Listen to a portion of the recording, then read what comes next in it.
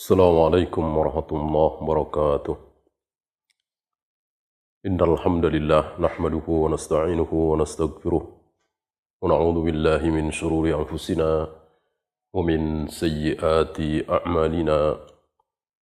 May yahdihillahu fala mudilla lahu wa may yudlil fala hadiya lahu.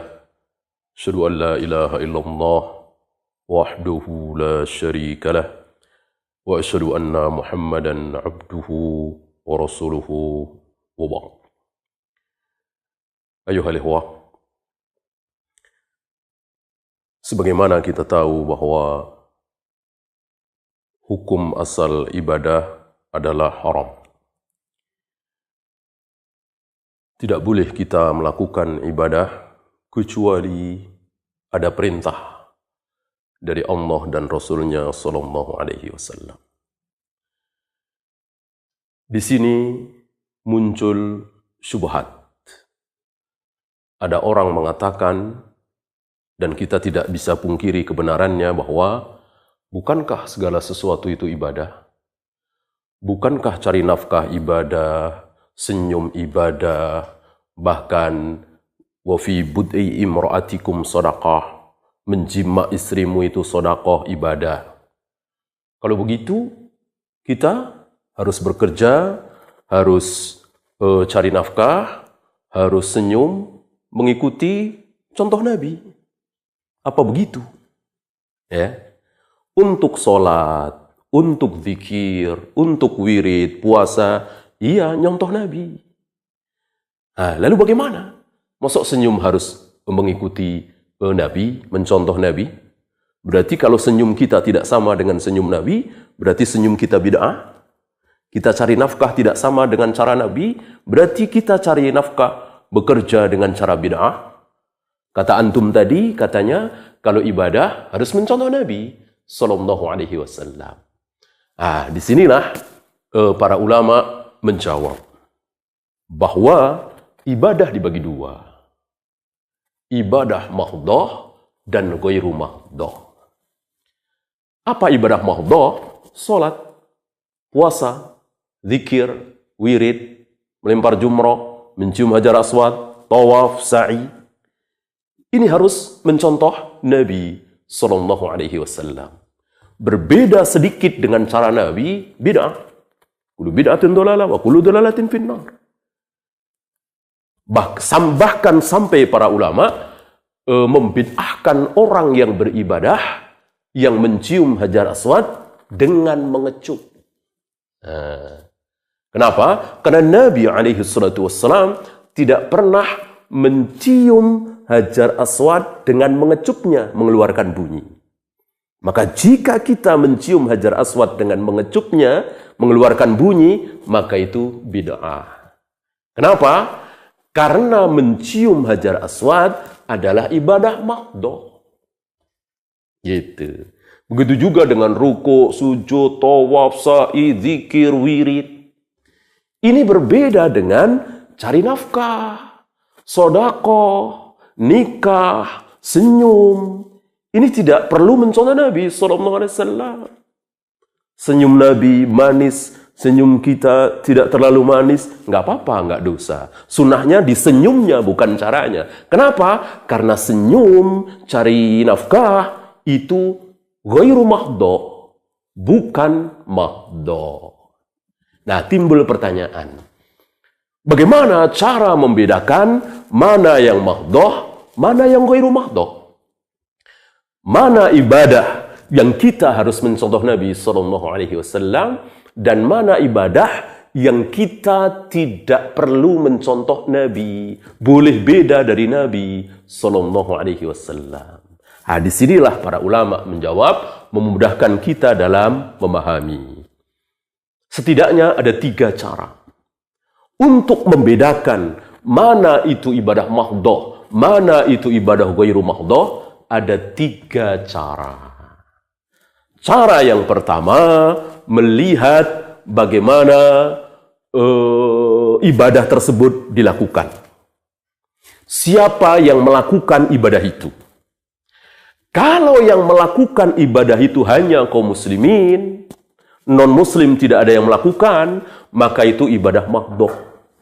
Ya, seperti puasa, zikir, wirid, sholat, tawaf, sa'i, melempar jumroh dan seterusnya. Ini ibadah mahdhah. Kenapa?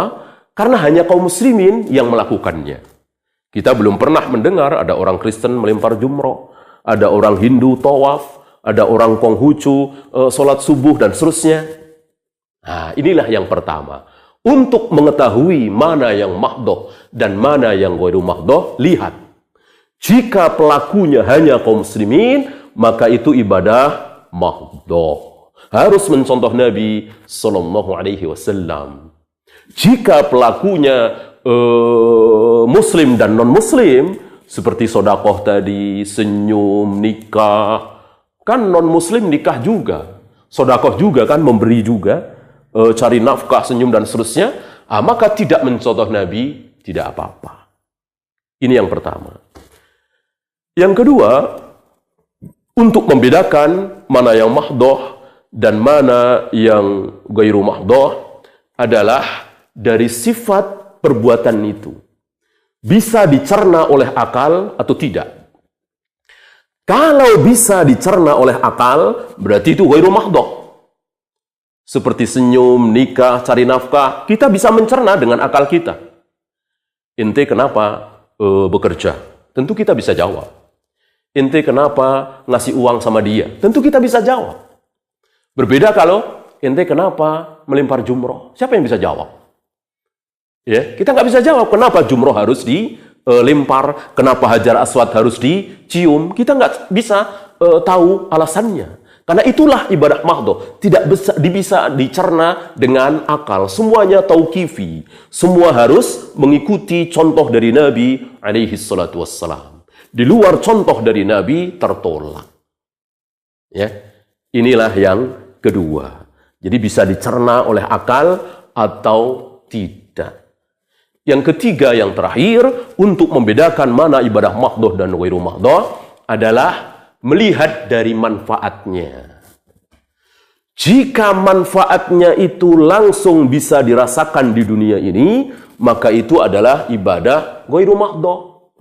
Seperti manfaat sedekah tadi, manfaat nikah, manfaat cari nafkah, manfaat senyum, langsung bisa dirasakan di dunia ini. Langsung, ya. Tetapi jika manfaatnya itu nanti di akhirat, belum di dunia ini, maka itu ibadah mahdhah. Harus mencontoh Nabi Sallallahu Alaihi Wasallam. Tentu kita tidak bisa menjawab manfaat dari sholat subuh, manfaat dari melempar jumroh, manfaat dari mencium Hajar Aswad. Apa manfaatnya di dunia ini? Tidak ada. Manfaatnya nanti di akhirat. Ya. Raka'atani qabla al-fajri khairum minad dunya wa ma fiha. 2 rakaat yang dilakukan sebelum salat subuh, qabliyah subuh, itu lebih baik dari dunia seisinya. Di mana? Tentu di akhirat.